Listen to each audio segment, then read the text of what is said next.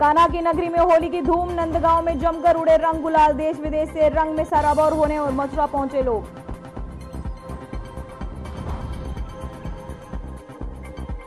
जयपुर में IIFA awards का हुआ आयोजन, टीवी ओटीटी के बड़े पर्दे की हस्तियों का जयपुर में लगा जमावड़ा।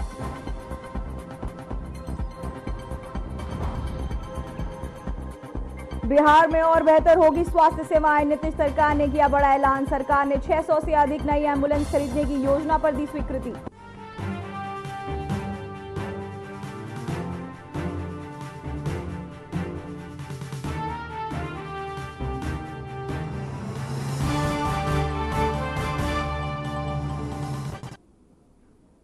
नमस्कार, मैं हूं पूजा सिंह और आप देख रहे हैं आर्यन टीवी। चलिए रुक करते हैं आज की कुछ खास खबरों का।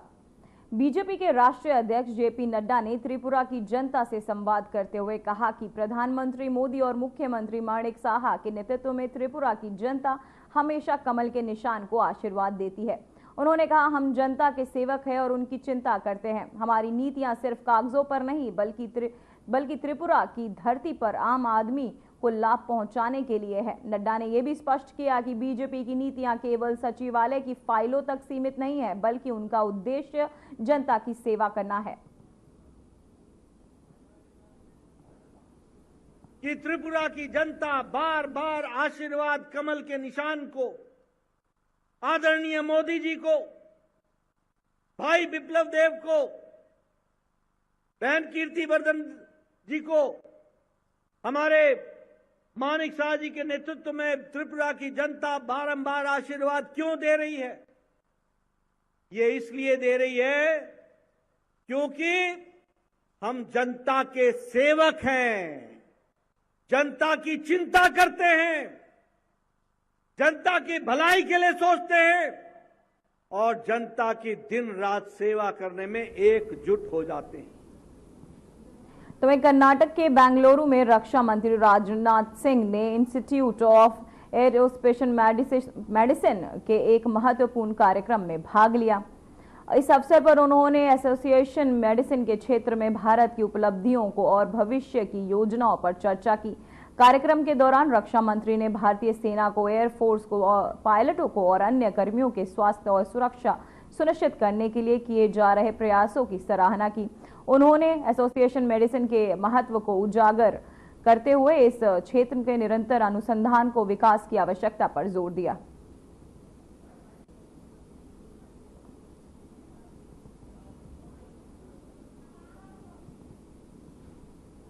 तो वही मुख्यमंत्री नीतीश कुमार ने आज पटना में के गांधी मैदान में बीपीएससी तीसरे चरण के सफल शिक्षक अभ्यर्थियों को नियुक्ति पत्र वितरित किया। इस अवसर पर पटना, नालंदा, वैशाली, सारण, भोजपुर, जहानाबाद, मुजफ्फरपुर और अवरल जिलों के 10,000 से अधिक अभ्यर्थियों को नियुक्ति पत्र दिया। बाकी शिक्षकों को उनके संबंधित जिलों से नियुक्ति पत्र दिए जाएंगे। इसके अलावा बीपीएससी द्वारा 42,000 हेडमास्टर भी पास हुए हैं, जिनको अगले महीने नियुक्ति पत्र दिया जाएगा।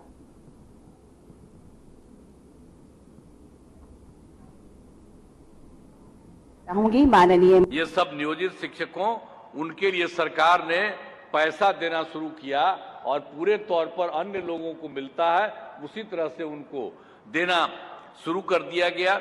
तो ये सब काम हुआ, लेकिन बाद में जो हमने शुरू किया तो बाद में हम लोगों ने यही सोचा कि भाई ये तो हो रहा है, हुआ है, लेकिन इसका और विस्तार करना है और ज्यादा बेहतर करना है। इसीलिए हम लोगों ने तय किया कि बिहार लोक सेवा आयोग के द्वारा नए शिक्षकों की बहाली होनी चाहिए। तो जो पहला बहाली हुआ, जो हम बता दिए आपको, 1,20,036, लेकिन हमने कहा कि भाई ये इतनी बड़ी पढ़ाई, इतनी बड़ी परीक्षा, ये आप लोगों को आने की जरूरत नहीं है। आप लोगों को भी सरकारी शिक्षक हम लोग बनाएंगे और उसके लिए अलग से मामूली सी एक छोटी सी परीक्षा करेंगे। तो वहीं बिहार के विपक्षी नेता और आरजेडी नेता तेजस्वी यादव ने पटना में प्रदर्शन कर रहे बीपीएससी टीआरई 3.0 अभ्यर्थियों से मुलाकात की। इस दौरान उन्होंने अभ्यर्थियों के मुद्दों को सुना और उनके साथ संवेदना जताई। तो वहीं तेजस्वी यादव ने प्रदर्शन कर रहे अभ्यर्थियों से कहा कि बिहार सरकार को उनकी समस्याओं का समाधान करना चाहिए और उनके हक के लिए आवाज उठानी चाहिए। तो वहीं उन्होंने सरकार पर आरोप लगाया कि वह बेरोजगारी को लेकर गंभीर नहीं है।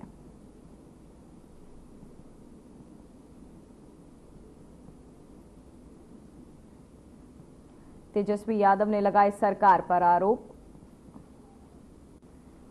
कि वो अब स्टूडेंट्स को लेकर, अभ्यर्थियों को लेकर गंभीर नहीं है।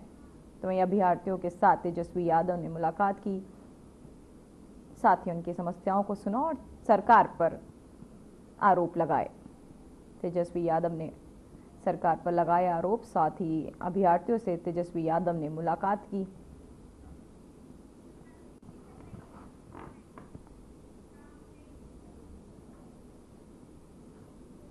तो वहीं बड़ी खबर मुंबई से आ रही है, जहां मुंबई के नागपाड़ा में हुआ एक दर्दनाक हादसा। पानी की टंकी साफ करने उतरे मजदूर, दम घुटने से 5 मजदूरों की मौत। चलाया गया रेस्क्यू ऑपरेशन, मजदूरों के अस्पताल लाया गया। तो वहीं आपको बताते चले, टंकी साफ करने घुसे 5 मजदूरों की मौत हो गई। वहीं चलाया गया रेस्क्यू ऑपरेशन, मजदूरों को अस्पताल भर्ती कराया गया। वहीं पानी की टंकी साफ करने उतरे थे मजदूर, जहां उनका दम घुटने से उनकी मृत्यु हो गई। साथ ही रेस्क्यू अभियान भी चलाया जा रहा है। वहीं बड़ी खबर मुंबई से आ रही है, जहां मुंबई के नागपाड़ा में हुआ है ये दर्दनाक हादसा, जहां मजदूरों को अब अस्पताल ले जाया गया है। वहीं दम घुटने से 5 मजदूरों की मौत हो गई है।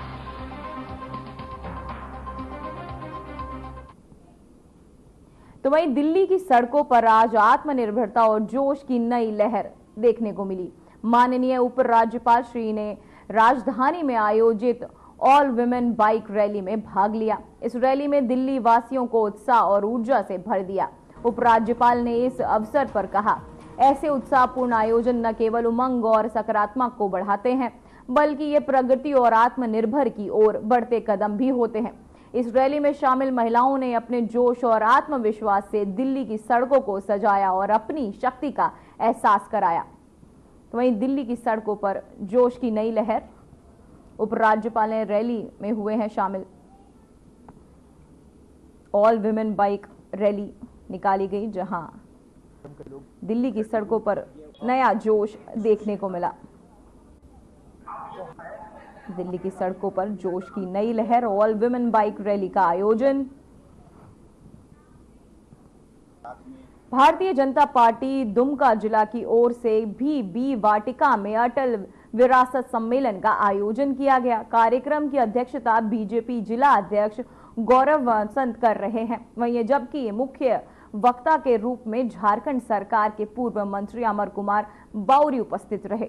इस अवसर पर बीजेपी ने उन वरिष्ठ कार्यकर्ताओं को सम्मानित किया गया, जिन्होंने पूर्व प्रधानमंत्री भारत रत्न अटल बिहारी वाजपेयी जी के नेतृत्व में संगठन को मजबूत करने और राष्ट्र के निर्माण में अतुल्य योगदान दिया और जनसंघ काल के कार्य किए हुए लोगों को, परिवारजनों को सम्मानित भी वहां किया गया। वहीं मौके पर मुख्य अतिथि अमर कुमार बाउरी ने प्रथम प्रदेश अध्यक्ष अभय कांत प्रसाद जी को अंग वस्त्र देकर और उनका आशीर्वाद प्राप्त कर उन्हें सम्मानित करने का काम किया। साथ ही आपको बताते चले, तत्कालीन बीजेपी जिला अध्यक्ष श्री राम केसरी के पुत्र जिला महामंत्री पवन केसरी, ओम केसरी, प्रभात चंद्र लायक, जगदीश राय, रामवता भटोलिया, पवन सिंह कार्यकर्ताओं को आपको बताते चले मौजूद रहे। साथ ही उन्होंने कार्यकर्ताओं को सम्मानित करने का काम भी किया।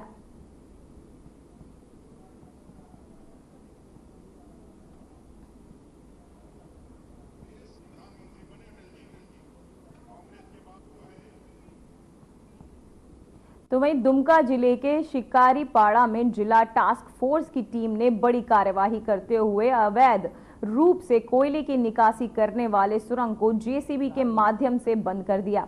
ये कार्रवाई प्रशिक्षु आईएएस और अनुमंडल पदाधिकारी दुमका अभिनव प्रकाश के नेतृत्व में की गई। इस दौरान भारी संख्या में पुलिस बल के साथ अंचल अधिकारी कपिल देव ठाकुर और थाना प्रभारी अमित कुमार लकड़ा भी मौजूद रहे। इस मौके पर अनुमंडल पदाधिकारी ने कहा कि आगे भी इस तरह की कार्रवाइयां जारी रहेंगी, ताकि अवैध गतिविधियों को पूरी तरह से रोका जा सके।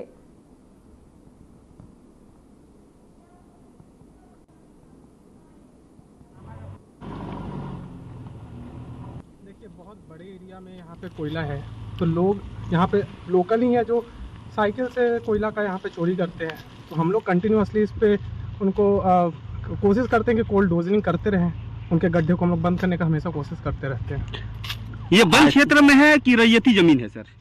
ये वन क्षेत्र में भी है, रैयती में भी है, दोनों। कुछ एरिया रैयती का है, कुछ एरिया वन क्षेत्र का है।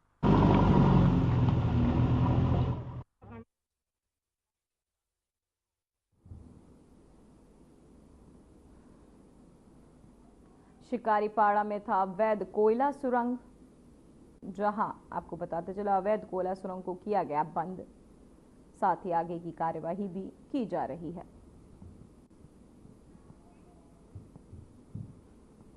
तो वही पर्यटन स्थल गुलमर्ग में खेलो इंडिया विंटर गेम्स का 5वां संस्करण शुरू हो गया है। इस मेगा इवेंट में देश भर से 550 से ज्यादा एथलीट हिस्सा ले रहे हैं। ये प्रतियोगिताएं 12 मार्च तक चलेंगी। पहले दिन गोल्फ क्लब में किंग डोरी चोटी पर स्की माउंटेनियरिंग और अल्पाइन स्कीइंग और स्नो बोर्डिंग और 10 और 5 किलोमीटर नॉर्डिक स्कीइंग प्रतियोगिता हो रही है। देश भर में आए एथलीट में खासा उत्साह है। इनमें विभिन्न स्कीयर अपने हुनर को प्रदर्शित करेंगे। साथ ही आपको बताते चले, इससे पहले यहां राष्ट्रगान बजाया जाएगा। इस मौके पर जम्मू कश्मीर के एलजी मनोज सिन्हा और जम्मू कश्मीर के खेल मंत्री सतीश शर्मा मौजूद रहेंगे। इस अवसर पर प्रकाश किरण शो, बीजू का मशाल शो और त्रियो नृत्य आतिशबाजी शो होगा और तत्पश्चात विशेष अतिथि का संबोधन भी होगा।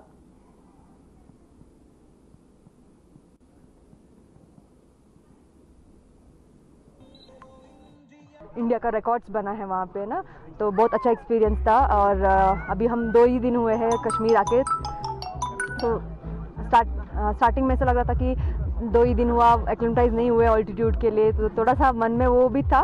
पर फिर भी अपने आप को मैंने बोला कि कोई बात नहीं, तूने इतना साल मेहनत किया है, इतना साल ट्रेनिंग किया है, तो बस अपना बेस्ट देने की कोशिश करो, जो होगा वो होगा रिजल्ट। तो वही सोच के मैंने, सबसे फेमस जगह है नॉर्वे स्वीडन, तो वहाँ तो बहुत ही अच्छा है, पर कंपैरेटिवली हम भी कहीं पीछे नहीं है। थोड़ा बहुत मैं हमेशा बोलती हूँ कि गवर्नमेंट को थोड़ा इन्वेस्ट करके हमारा यहाँ पे इंफ्रास्ट्रक्चर बढ़ाएंगे तो हम भी यहाँ पे शायद आने वाले टाइम पे यहाँ पे इंटरनेशनल क्रॉस कंट्री रेस कराने का हमारा फुल कैपेसिटी है। और मैं चाहती हूँ कि जो इंडिया गवर्नमेंट है वो इसमें थोड़ा इंटरेस्ट दिखाए और आने वाले टाइम पे यहाँ पे एक इंटरनेशनल क्रॉस कंट्री रेस हो। सर ट्रेनिंग का बहुत बड़ा रोल रहता है। आपकी एंडोरेंस और स्ट्रेंथ ट्रेनिंग बहुत अच्छा होना चाहिए, उसमें इम्प्रूवमेंट करोगे तो आपको इसमें थोड़ी ज़्यादा दिक्कत नहीं होगी। आगे जाकर सर हम इंटरनेशनल मेडल लाएंगे इंटरनेशनल के लिए, इंडिया के लिए, और हम आगे ओलंपिक्स के लिए भी हमारी पूरी कोशिश रहेगी इंडिया को रिप्रेजेंट करने की और मेडल दिलाने की। का आगाज़ आज पूरा एग्जैक्ट 9 बजे स्टार्ट हो गया। 10 किलोमीटर रेस थी ये बॉयज़ की, तो इसकी शुरुआत हो गई। ये आज दिन का हमारा पहला इवेंट था। तो इसके बाद हमारे और 3 इवेंट्स हैं जो अभी 10 बजे हमारे स्टार्ट होने जा रहे हैं कोंगडूरी में। तो उसमें हमारा स्की माउंटेनियरिंग है, एल्पाइन स्की है और स्नो बोर्डिंग है। हर एक तो बहुत एंथुसियास्टिक है, बहुत जोश और जज्बे के साथ अपना वो गेम स्टार्ट कर रहे हैं। और बाकी जितने भी ऑर्गेनाइजर्स हैं, they are also having very enthusiasm. हमारी शाम को इधर अपना 85 स्लोप पे हमारी नाइट स्की डेमोन्स्ट्रेशन हो रही है, उसमें हमारे एलजी साहब आ रहे हैं एज चीफ गेस्ट।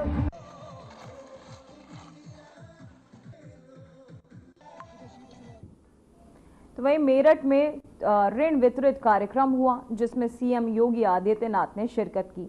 इस दौरान सीएम ने मुख्यमंत्री युवा उद्यमी विकास अभियान योजना के तहत मेरठ और सहारनपुर मंडल को 12,061 युवाओं को ऋण वितरित किए, जिसके बाद उन्होंने कार्यक्रम को संबोधित किया। आइए आपको भी सुनवाते सीएम ने अपने संबोधन में क्या कहा। मैं सबसे पहले आप सबका अभिनंदन करता हूं कि इस नई योजना के प्रति जो उत्साह पूरे प्रदेश भर से युवाओं ने दिखाया है, वह आदरणीय प्रधानमंत्री जी की स्टार्टअप इंडिया और स्टैंड अप इंडिया की ही पॉलिसी को आगे बढ़ाने के प्रति प्रदेश के युवाओं के रुझान को भी प्रदर्शित करता है। हमने स्कीम लॉन्च की है 24 जनवरी 25 को। और हम लोगों को लगता था कि इस वित्तीय वर्ष में यानी 31 मार्च तक 1 लाख युवा उद्यमियों को ऋण मिलना बहुत कठिन होगा और इतने लोग आवेदन भी नहीं कर पाएंगे। लेकिन जब इसका पोर्टल लॉन्च हुआ और इसमें आवेदन मांगे गए, तो अभी आपके सामने मंत्री जी बता रहे थे कि अभी तक 1 लाख के सापेक्ष जो आवेदन प्राप्त हुए हैं वह 2,67,000 से अधिक युवाओं ने अब तक आवेदन किया है। विभाग के स्तर पर इनकी स्क्रीनिंग करते हुए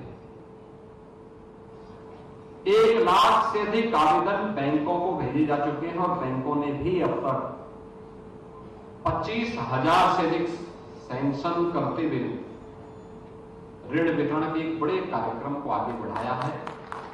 और ऐसे ही समारोह में मुझे गोरखपुर और बस्ती कमिश्नरी के कार्यक्रम को करने, अभी परसों में आगरा में था। आगरा में भी इस प्रकार के समारोह के साथ मुझे जुड़ने का अवसर प्राप्त हुआ और मेरठ का मेरा दौरा बहुत दिनों से पेंडिंग पड़ा हुआ था, तो मैं देखने के लिए आया था कि अरुण गोविल जी यहाँ पे अपने कार्यक्रम को आगे बढ़ा रहे हैं कि नहीं बढ़ा रहे हैं। तो मैं इसलिए आज आपके बीच आया हूं, इसी बहाने आपके साथ इस संवाद का कार्यक्रम हमारा चल रहा है। और मुझे प्रसन्नता है कि आज यहाँ पे 1070 लाभार्थियों को इस ऋण वितरण के कार्यक्रम के साथ हम जोड़ रहे हैं। ये स्कीम हम लोगों ने निकाली है कि बहुत सारे युवा हैं जो अपना नौकरी से दूर, किसी सरकारी नौकरी से दूर रह करके स्वयं का अपना कारोबार प्रारंभ करना चाहते हैं, लेकिन उस पर भी वह अपने मां बाप पर आश्रित होकर के नहीं बल्कि अपनी मेहनत पे विश्वास करना चाहते हैं। और अपनी मेहनत पर विश्वास करने वाले ऐसे युवाओं को प्रोत्साहित करने के लिए जो अपने पैरों पर खड़ा होना चाहते हैं, अपने मां बाप का संबल बनना चाहते हैं, और युवाओं के लिए हम लोगों ने व्यवस्था दी है कि पहले चरण में 5 लाख रुपए तक ब्याज मुक्त ऋण हम उन्हें उपलब्ध कराएंगे। यानी जो भी आपके द्वारा ऋण लिया जाएगा उसमें जो भी इंटरेस्ट होगा उस ब्याज, उस ऋण पर आने वाले ब्याज की पूरी राशि सरकार उसका भुगतान करेगी। 10% मार्जिन मनी आपको जमा करना पड़ेगा, सरकार भी आपको मार्जिन मनी उपलब्ध करवा रही है। अनुसूचित जाति, जनजाति, महिलाओं के लिए इसमें विशेष प्रावधान हम लोगों ने दिया हुआ है और इसलिए इस स्कीम का लाभ अधिक से अधिक मात्रा में लेना है।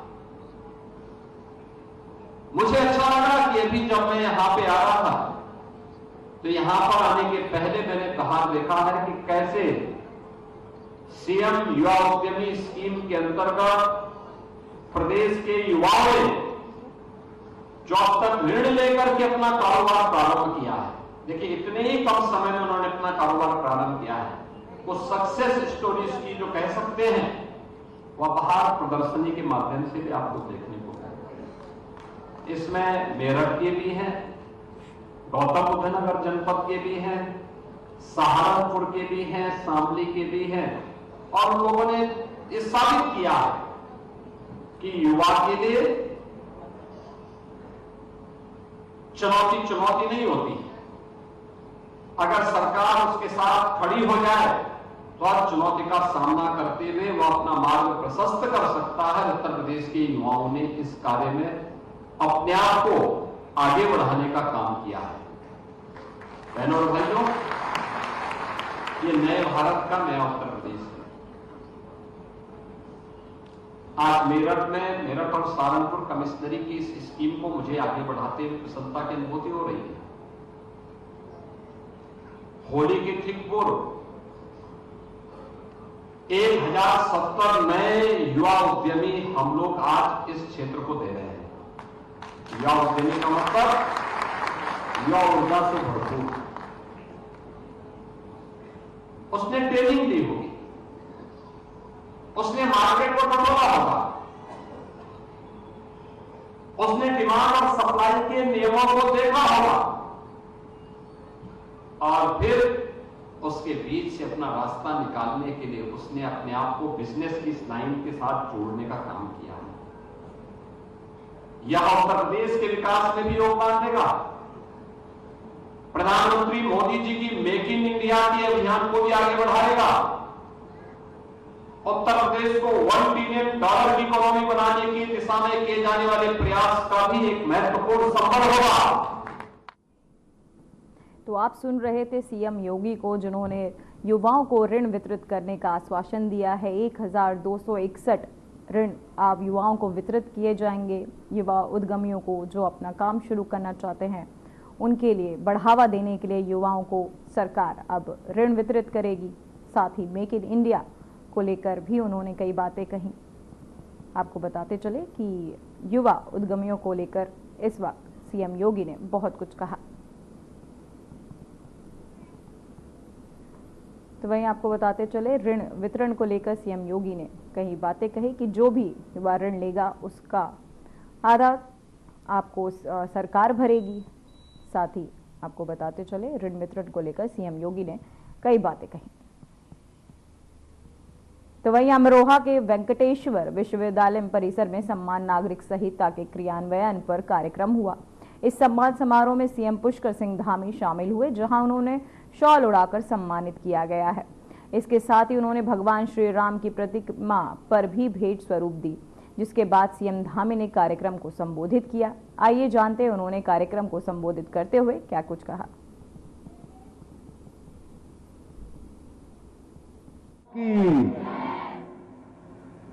वेंकटेश्वर विश्वविद्यालय द्वारा आयोजित आज के इस अभिनंदन कार्यक्रम में मंच पर आसीन मेरे बहुत ही पुराने मित्र, बचपन के साथी, उत्तर प्रदेश विधानसभा के सदस्य और उत्तर प्रदेश सरकार में परिवहन मंत्री रहे आदरणीय अशोक कटारिया जी, वेंकटेश्वर विश्वविद्यालय के संस्थापक अध्यक्ष एवं कुलाधिपति और जिन्होंने आज इस पूरे आयोजन का संयोजन किया है, डॉक्टर सुधीर गिरी जी, एनटीए के अध्यक्ष, पूर्व अध्यक्ष संघ लोक सेवा आयोग और पूरे भारत में जिनकी शिक्षा के क्षेत्र में एक अलग प्रकार की प्रसिद्धि है, ख्याति है, जिनके बारे में श्रीमान अशोक कटारिया जी ने बहुत विस्तार से बताया। आदरणीय प्रदीप जोशी जी, वेंकटेश्वर विश्वविद्यालय के प्राचार्य डॉक्टर राजीव त्यागी जी, माननीय विधान परिषद के सदस्य डॉक्टर हरि सिंह ढिल्लो जी और जिनके मार्गदर्शन में बहुत हमारी बेटियां, हमारी बहनें बहुत शानदार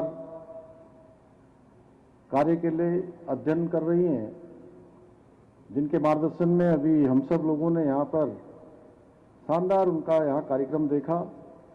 गुरुकुल चोटीपुरा की बेटियों ने, बहनों ने, उनका मार्गदर्शन करने वाली आचार्य डॉक्टर सुमेधा दीदी जी, जब भी मेरे मित्र स्वामी यतीश्वरानंद जी मुझे मिलते हैं तो हम सब लोग मिलकर सुमेधा दीदी का स्मरण करते हैं।